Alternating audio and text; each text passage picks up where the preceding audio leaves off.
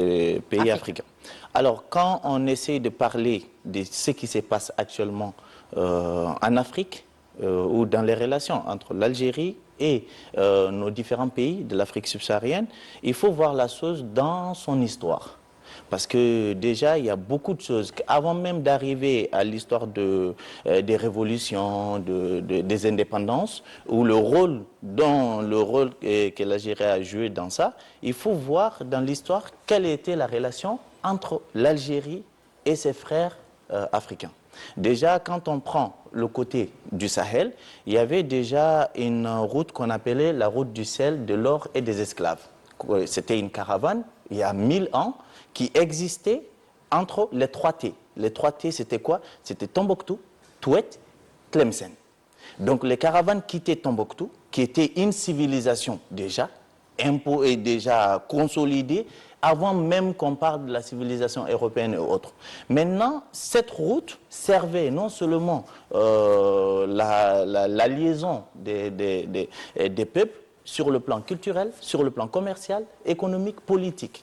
Maintenant, à travers ça, il y a beaucoup de choses qui ont été développées entre l'Algérie et nos différents pays. Maintenant, si nous voyons maintenant de cette route des 3 T et nous arrivons à la lutte des indépendances. Vous savez, l'Algérie, je peux parler sous le contrôle de professeur Joudi, dans le sens où c'est quelqu'un qui a déjà participé à la formation des leaders africains pendant les indépendances. Que ce soit Samara Machel, que ce soit Nelson Mandela, que ce soit Amilcar Cabral, qui a dit que l'Algérie, c'est la Mecque des révolutionnaires africains. Donc, l'Algérie a joué un grand rôle. Mais le problème se trouve où? Malgré tout ce qui a été fait, parce que l'Algérie ne l'a pas fait dans un concept de relation seulement, ça a été fait à travers Boumediene, à travers Bembella, ça a été fait comme un devoir. Et comme on le dit bien souvent, un seul pays ne pourra pas développer un continent. Donc la libération de l'indépendance d'un seul pays ne pourra pas libérer tout un continent. Donc il fallait une libération totale des pays africains pour dire que l'Afrique était indépendante. D'où l'ouverture de l'Algérie à ses frères révolutionnaires qui voulaient se battre pour libérer leur pays du colonialisme. Donc il y a eu la formation militaire, il y a eu des soutiens sur le plan armé, il y a eu des soutiens sur le plan diplomatique et autres. Maintenant, après les indépendances, les pays africains avaient besoin, parce qu'il y avait eu une coupure totale avec les pays colonisateurs. Donc, disons la France et d'autres pays qui étaient déjà présents dans nos pays. Et là, ils ont dit, bon, vous voulez votre indépendance? D'accord, on vous donne votre indépendance, débrouillez-vous. Comment faire? C'est vrai. On avait besoin des institutions dans nos pays. On avait besoin de mettre les pays sur les rails. Et l'Algérie a encore donné sa main à ses frères. Notamment dans des segments techniques. Exactement. Donc il y a eu des formations. On a eu énormément de nos ministres, énormément de nos présidents qui ont été formés au niveau des écoles d'administration algériennes. On a eu des ambassadeurs africains qui ont été là, ils ont été formés ici et ils sont partis, ils sont revenus en tant qu'ambassadeurs. Maintenant, ça, nous sommes dans une continuité, dans le sens où nous, en tant que jeunes Africains ici, et moi personnellement, j'ai fait tout mon cursus universitaire ici, donc de la licence, master au doctorat. Donc, pour dire que l'Algérie a toujours contribué dans la consolidation de ses relations avec ses frères à travers une contribution sur le plan développement, sur le plan éducation, sur d'autres plans tels que santé. On va revenir sur certains détails parce que vous dans votre domaine justement médical, vous en savez plus justement sur comment l'Algérie offre certaines expertises et certaines formations aussi dans des pays africains.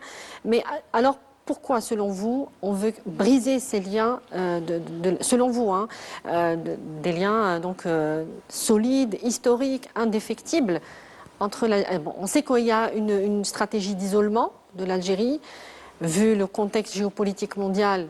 C'est pas très étonnant, mais toucher aux relations de l'Algérie avec ses pays, surtout les pays voisins, particulièrement, on voit ce qui se passe aujourd'hui avec un pays comme le Mali. C'est un pays frère, c'est un peuple frère. C'est assez désolant, évidemment, d'en être arrivé là. Et donc, pourquoi on veut aller justement, on veut casser cette mécanique?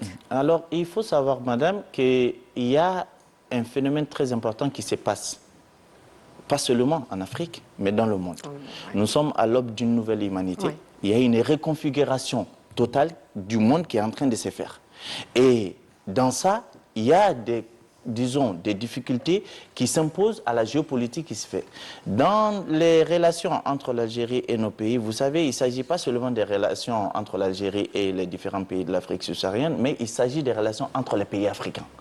Nous, en tant qu'Africains... c'est ça qu'on veut, c'est ça qu'on veut abîmer. Nous, en tant qu'Africains, il faut que nous prenions conscience des réalités, des enjeux. Et ensemble, nous devrons réfléchir sur ce qui sont nos amis, ce qui sont nos ennemis. Que ce soit interne, que ce soit externe. Et en plus de ça, il faut prendre conscience de certaines réalités qui s'imposent à nos pays à travers des intérêts visibles et non visibles. Oui. Pourquoi je vous dis ça?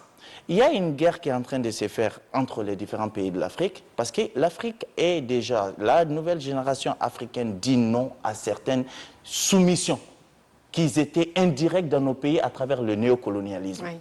Nos différents, on a eu des présidents en Afrique qui ont été déjà formés pour être présidents afin de protéger des intérêts d'autres pays dans nos pays. Oui. Ça a existé. Maintenant, ces pays africains disent non désormais, avec une nouvelle génération, et en s'inspirant de l'expérience de leurs aînés. Et dans ça, l'Algérie dit OK, parce que l'Algérie a totalement, disons, assumé sa souveraineté sur le continent. Il faut le dire, c'est clair, l'Algérie est en avance par rapport à beaucoup de nos pays. Maintenant, il y a beaucoup de choses à offrir. Vu que nos pays commencent à prendre conscience de l'enjeu, à prendre conscience qu'il y a des places qui se libèrent à la table des leaders et qui peuvent avoir leur place à cette table, maintenant, ça déstabilise certains intérêts, ça déstabilise certaines relations. Maintenant, qu'est-ce qui se passe? Dans les années 1980, voire 90, jusqu'à 2000, il y a eu une coupure. Tout ce qui a été construit des années 1960 à 1990 entre l'Algérie et nos pays a été ébranlé pendant la décennie noire, ici en Algérie. Ici, oui. Donc ça a provoqué une coupure entre nos pays et l'Algérie. Parce que l'Algérie avait ses propres problèmes à gérer. Donc pendant 10 ans, il y a eu ce qu'on appelle cette coupure-là. Donc la génération qui est née entre 1990 à 2000 ont été dans un cercle qui leur disent que vous n'avez rien à voir avec ce pays qui s'appelle l'Algérie. Nous, en tant que jeunes Africains, moi, avant de venir, je le disais tout à l'heure à Neuf avec le professeur Judy, mon père, il allait annuler mon voyage à la veille.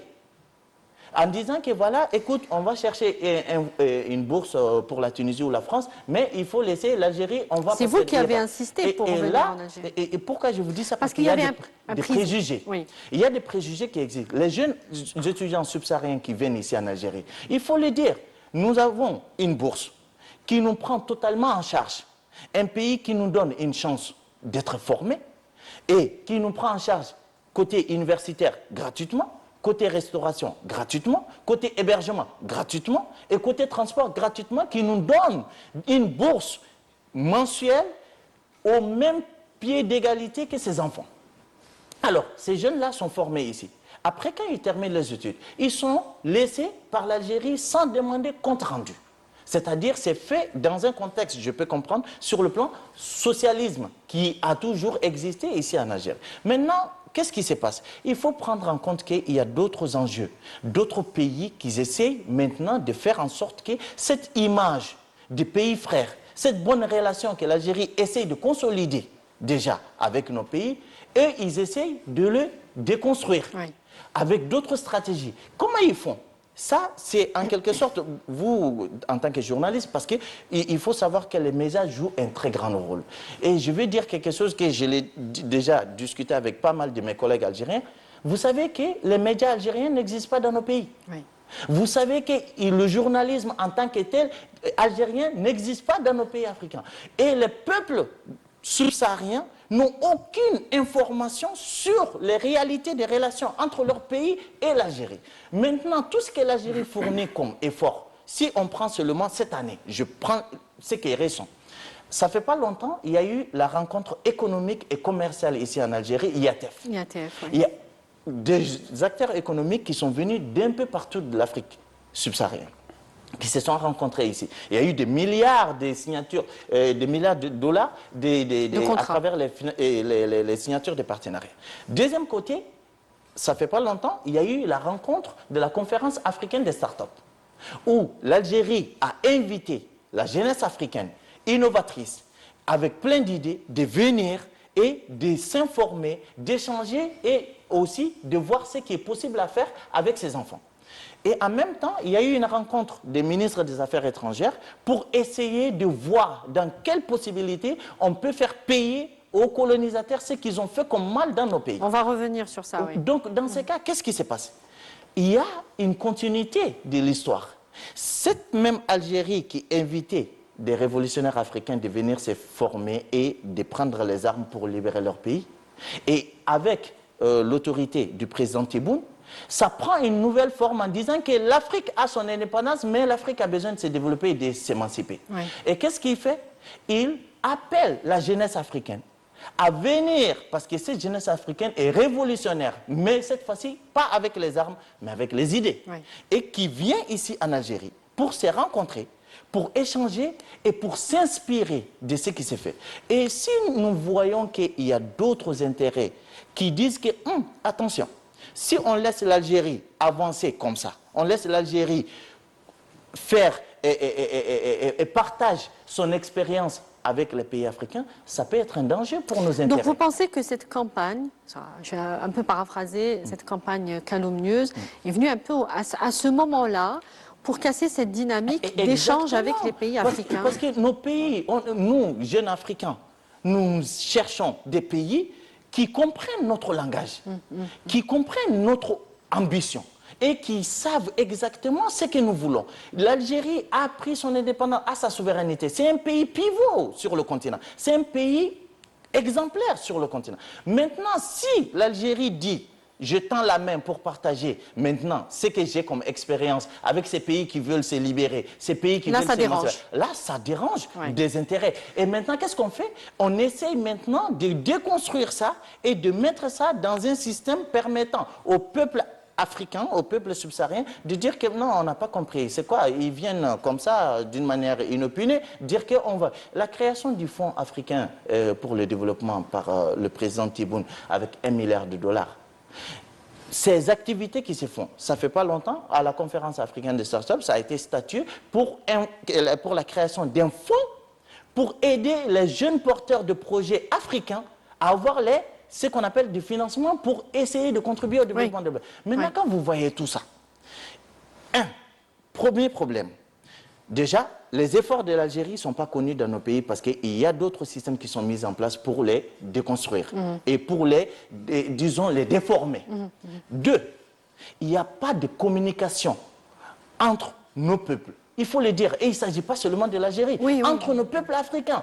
Pourquoi? Comment ça se fait qu'il y a énormément des efforts de ce pays et on arrive facilement à donner une autre image au peuple africain qui est différente de la réalité? Comment ça se fait? C'est que nous ne communiquons pas assez. Et nous ne communiquons pas assez sur ce que l'Algérie a comme volonté envers nos pays. Alors, justement,